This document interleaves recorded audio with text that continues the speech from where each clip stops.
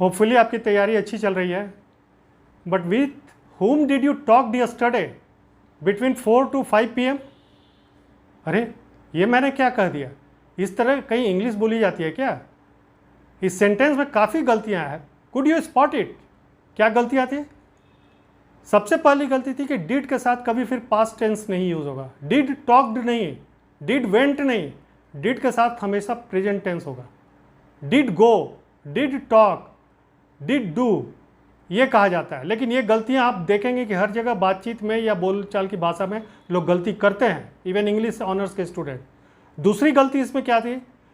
Between 4 to 5 PM, between के साथ to नहीं होगा, एंड होगा। That is good English.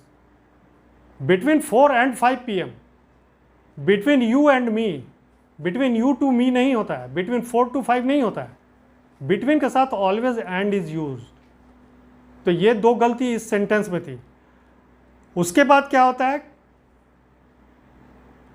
घमंड से घमंडी, प्राउड से प्राउडी, क्लाउड से क्लाउडी। इसमें कुछ गलती है क्या? हिंदी तो छोड़ दीजिए, घमंड से घमंडी, क्लाउड से क्लाउडी तो होता है, बट प्राउड से प्राउडी होता है क्या? नहीं होता है। लेकिन बोलचाल की भाषा में हम लोग प्राउडी भी यूज़ करते हैं, जबकि प्राउड ऑफ ये कहा जाएगा, प्राउडी नहीं होता है कोई वर्ड। अब ये क्यों होता है, ये आपको समझना पड़ेगा। ये इंग्लिश की ब्यूटी है। ये क्लाउड से क्लाउडी होगा लेकिन प्राउड से प्राउडी नहीं होगा। तो ये सब कॉमन गलतियां हैं। दूसरा क्या है कि ब्लंडर मिस्टेक, ये भी बहुत लोग गलती करते हैं इस तरह का। अरे भाई ब्लंडर हो गया तो फिर मिस्टेक कहाँ? ब्लंडर अपने आप में गलती है। तो ये ब्लंडर मिस्टेक दोनों नहीं होगा, ये ब्लंडर होगा। He has committed a blunder, he has not committed a blunder mistake, he has committed a blunder, ऐसे यूज़ होता है। उसी तरह डबल कंपैरेटिव्स या डबल सुपरलेटिव्स, ये भी नहीं यूज़ होता है। जैसे he is more visor than me, नहीं होगा। मोर जब लग गया तो फिर वाइजर, वाइजर लग गया तो मोर नहीं। वाइजर अपने आप में, इसका मतलब है कि एक कोई वाइज पर्सन है, उसके साथ ही इज़ वाइजर, उससे ज़्यादा है, तो मोर फिर कहाँ होगा? ही यहाँ पर सिर्फ होगा he is visor than me. इसी तरह लोग ऐसे भी यूज़ करते हैं, he is the most wisest person. Most के साथ फिर वाइजेस्ट नहीं होगा, दोनों नहीं होगा, दोनों सुपरलेटिव है, सिर्फ वाइजेस्ट होगा। तो ये सब छोटी छोटी गलतियां लोग करते हैं, इससे आपको बचना होगा। फिर पंक्चुएशन में कुछ गलतियां होती हैं, जैसे देयरफॉर, हाउएवर, फर्दरमोर, व्हाटसोएवर, ये सब जो वर्ड्स है इसके बाद कॉमा लगाना जरूरी होता है। और अगर ये वर्ड्स बीच में आ रहे हैं किसी सेंटेंस के बीच में, तो आगे पीछे दोनों कॉमा आप लगाएंगे। He therefore could not go there, तो ही के बाद भी कॉमा, देयरफॉर के बाद भी कॉमा। आई हाउएवर टोल्ड हिम, आई के बाद भी कॉमा, हाउ के बाद, हाउएवर के बाद भी कॉमा। तो ये दिस इज गुड इंग्लिश। ये सब गलतियां हैं। अब जैसे बिसाइड, बिसाइड्स, ये सब यूज करने में लोग गलती करते हैं। बिसाइड का मतलब होता है बाय द साइड ऑफ, कोई मेरे बगल में बैठा हुआ है तो he is sitting beside me. अब बिसाइड्स का मतलब होता है कि in addition to something, besides that, ऐसे यूज होता है। फिर एवरी के साथ लोग बहुत यूज करते हैं गलत। एवरी पर्सन, एवरी प्लेयर्स, नहीं, एवरी के साथ सिंगुलर यूज होगा। Every actor, every player, every one, every एक ग्रुप है, बहुत सारा है, उसमें से एवरी माने हर एक का उसमें क्वांटिफाई किया जा रहा है, तो ऑलवेज सिंगुलर होगा। तो दीज आर कॉमन मिस्टेक्स। तो आपके इंग्लिश के पेपर में ये स्पॉटिंग द एरर एक बहुत ही इंपॉर्टेंट चैप्टर है, जिससे कि काफ़ी क्वेश्चंस आते हैं, हर एक एग्जाम में आते हैं। तो ये आपको स्पॉट करना सीखना होगा। ये आप जितना ज़्यादा पढ़ेंगे, प्रैक्टिस करेंगे, उतना ज़्यादा आपको आसानी होगी इसमें। तो कुछ हम लोग आज देखते हैं। और कुछ गलती क्या होती है, जैसे सेंटेंस का एक पार्ट में ही है, दूसरे पार्ट में इट हो गया या हर हो गया। तो सी है तब हर होगा ना, ही है तो हिज होगा। तो ये सब छोटी छोटी चीज़ को आपको ध्यान रखना होगा, देखना पड़ेगा। लड़कों के लिए हम लोग ब्यूटीफुल बहुत जगह यूज़ करते हैं। अरे what a beautiful boy, what A handsome girl. नहीं, ब्यूटीफुल हमेशा लड़कियों के लिए यूज़ होता है, हैंडसम लड़कों के लिए यूज़ होता है। लड़के को जब भी आप उसके सुंदरता का बखान करेंगे तो हैंडसम होगा, boy is handsome, girl is beautiful, ऐसे यूज़ किया जाता है। तो आज हम लोग कुछ यूज़ करते हैं इस तरह से, कुछ स्पॉट करते हैं एरर। इसमें नॉर्मली क्या आता है एग्जाम में, एक आता है कि सेंटेंस दे दिया गया, उसको पार्ट पार्ट कर दिया गया, part A, part B, part C, part D, part E भी बहुत में रहता है, 5 पार्ट कर दिया गया। तो किस पार्ट में गलती है उस सेंटेंस का, या कोई एरर नहीं है, ये भी रहता है इसमें। तो ये आपको देखना पड़ेगा। उसमें आर्टिकल की गलती हो सकती है, प्रीपोजिशन की गलती हो सकती है, कुछ सेंटेंस का फॉर्मेशन का गलती हो सकता है, पंक्चुएशन की गलती हो सकती है, बहुत तरह की गलतियाँ हो सकती है। एडजेक्टिव्स की गलती होगी, एडवर्ब की गलती होगी। तो हम लोग कुछ प्रैक्टिस आज करते हैं। देखिए पहला क्वेश्चन है, if you have faith in Almighty everything will turn out to be all right. इसमें पार्ट 1 ए जो है if you have faith in Almighty, B है everything will turn out, C है to be all right, and D है no error, कोई error नहीं है इसमें। तो अब आपको देखना है कि कहाँ पर गलती है।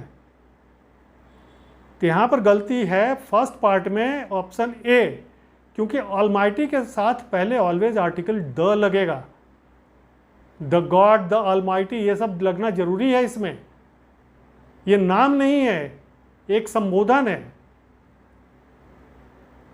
एक डिनोट किया जा रहा है। तो यहाँ पर द लगना जरूरी है। If you have faith in the almighty, ये इसमें गलती है, बाकी सेंटेंस ठीक है। तो इसका ऑप्शन ए होगा सही जवाब। देखिए add the before almighty. Next one, the majority of the computer professionals recommends that effective measures should be taken against software piracy। अब इसको 5 पार्ट में किया गया, part A, part B, part C, part D, part E. Part E मतलब कि no error.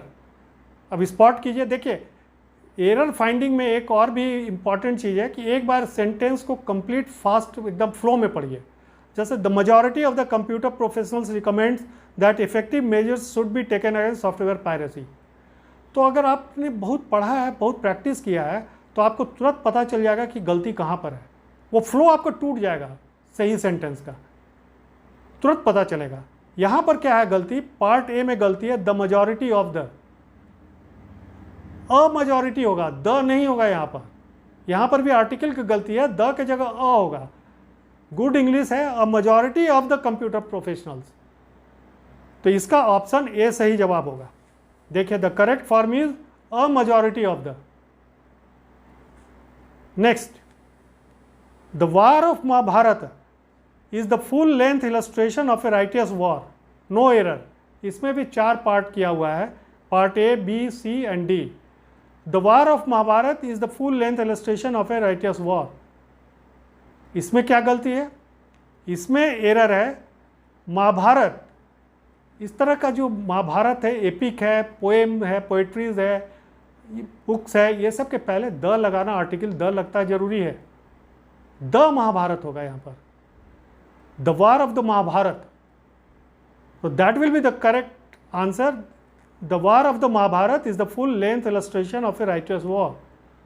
ये sentence का formation होना चाहिए इसका। देखिए at the before Mahabharata. Next one, by all standards he is a best soldier our military school has produce so far. इसको भी 5 पार्ट में किया गया है, A, B, C, D and no error. By all standards he is the best soldier our military school has produce so far. अब इसमें आप spot कीजिए कि कहाँ पर एरर है, कहाँ गलती है। Replace a by there. By all standard he is a best soldier. जब बेस्ट आप कर रहे हैं तो द होगा ना, द बेस्ट। पर्टिकुलराइज कर रहे हैं आप उसको, बहुत में एक नहीं, वो ही इज द बेस्ट, उसको पॉइंट आउट किया जा रहा है। तो वहां पर द आर्टिकल लगेगा always. By all standards he is the best soldier our military school has produce so far. तो option B will be the correct answer. His mouth watered when he saw a bouquet of grapes। अब इसमें गलती बतानी है आपको या no error है। His mouth watered, उसके मुंह में पानी आ गया when he saw a bouquet of grapes, जब उसने बहुत सारा अंगूर देखा। तो यहाँ पर क्या गलती है, देखिए एक गलती वर्ड के फॉर्मेशन में भी होता है, इडियम्स में भी होता है, फ्रेजेस में भी होता है। इसमें गलती है a bouquet of grapes, grape का बुके नहीं होता है, फ्लावर का बुके होता है, ग्रेप का बंच होता है, बंच ऑफ ग्रेप्स।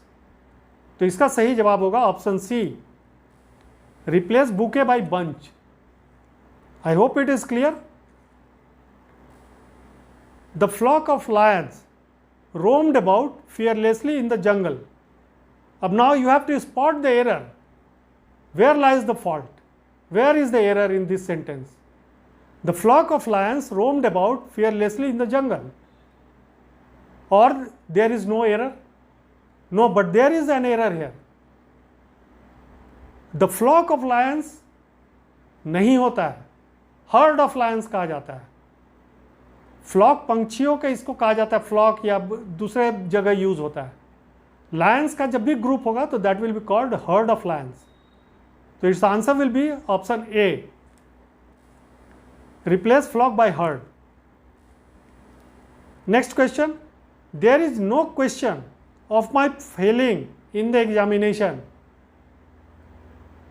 अब you tell me what is there, what is wrong in this sentence. There is no question of my falling in the examination, or is there no error? No, there is one error in this sentence. That is option B. यहाँ पर my नहीं होगा। There is no question of me falling.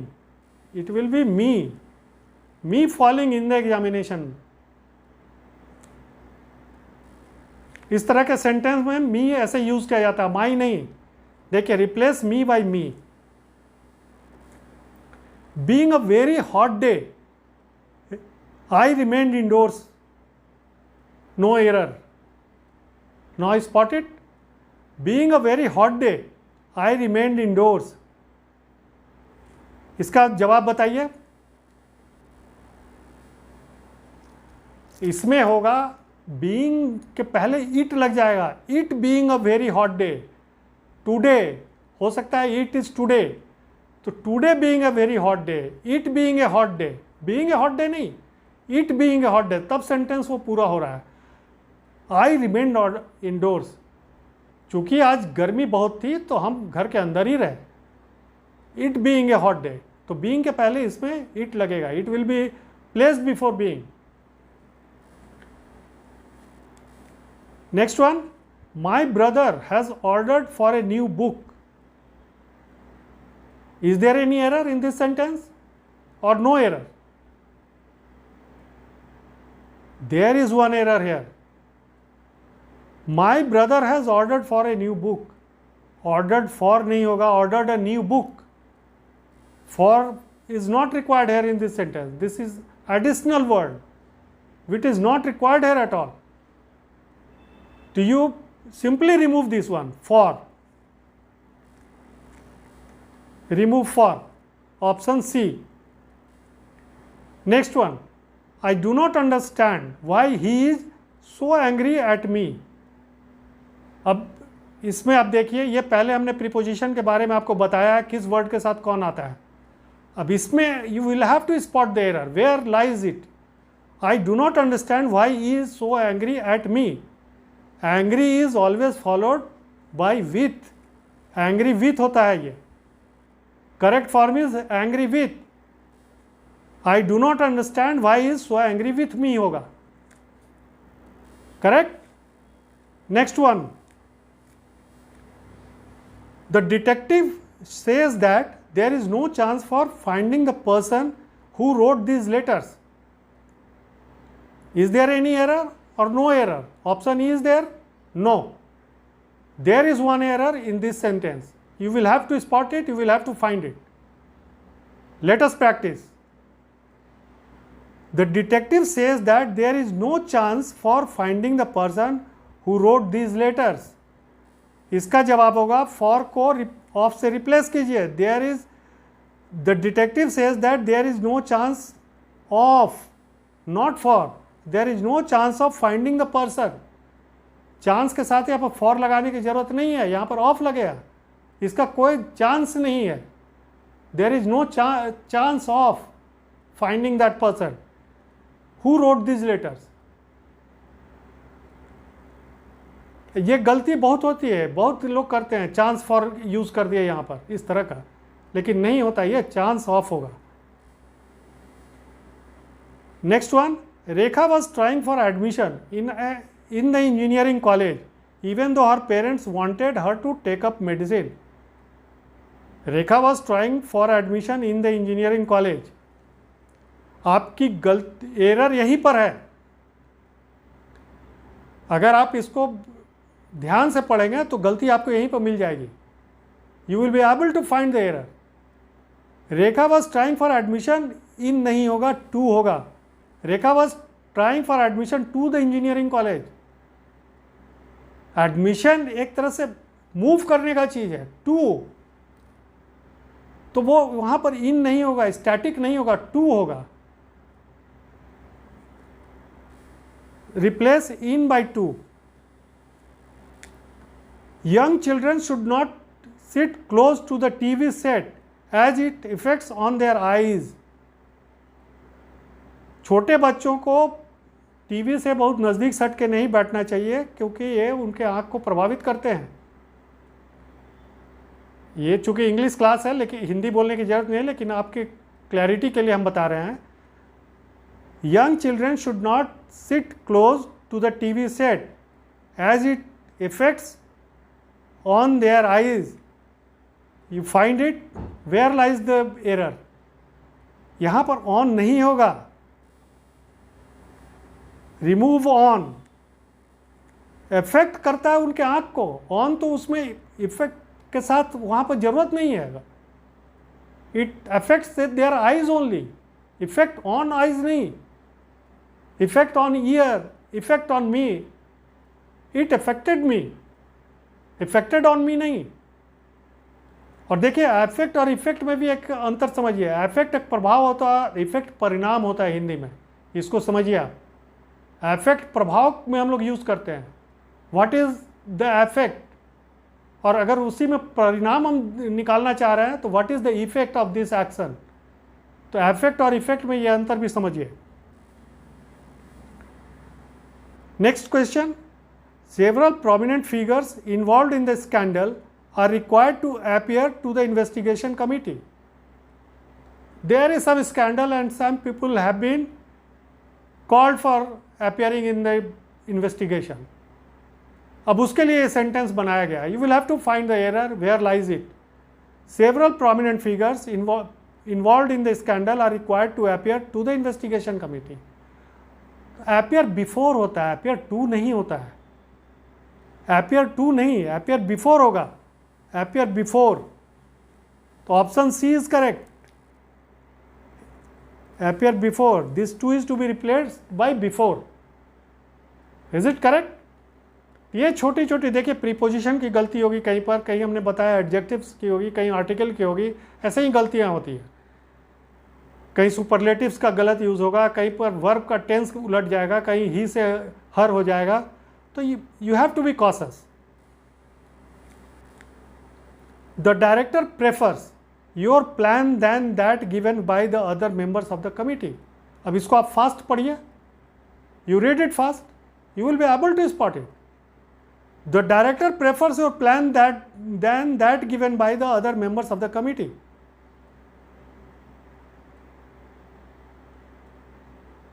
Could you identify it? देखिए यहाँ per your plan than नहीं होगा, plan to.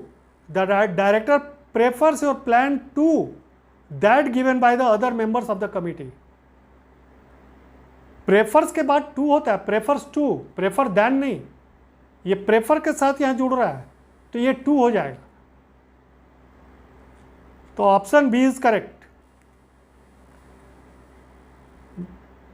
He reminded me my childhood days.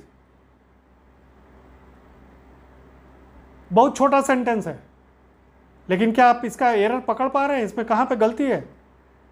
He reminded me my childhood days, remind के साथ always होगा। He reminded me of my childhood days, यहाँ पर of लग जाएगा।